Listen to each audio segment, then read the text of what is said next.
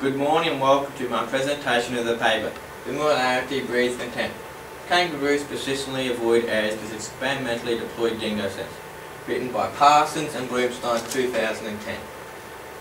This study was undertaken to see if animals will habituate or become accustomed to exposure to predator scents.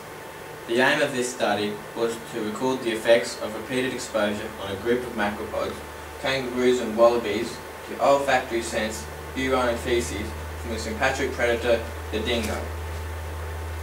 The hypothesis for the experiment was that over time, the macropods would stop participating in the cafeteria feeding trials because the scents provided information about danger in the area.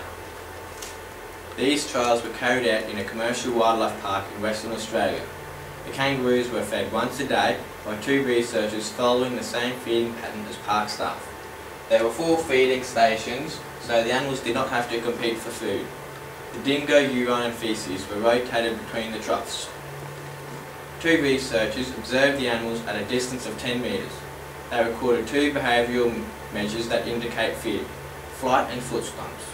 They also recorded GUD, or biomass, which is the amount of food left over at the end of each trial.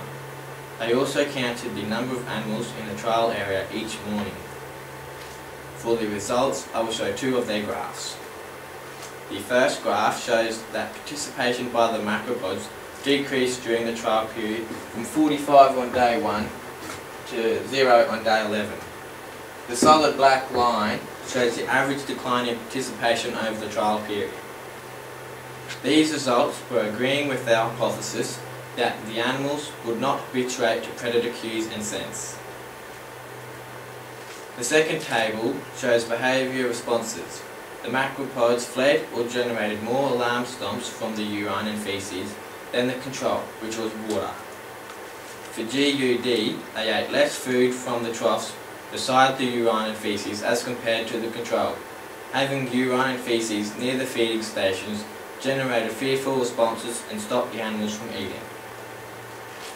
The results from this experiment proved the researchers' hypothesis that the kangaroos and wallabies would feed less when a predatory cue was present. Even if the food offered was very attractive, they did not observe any habituation during these trials.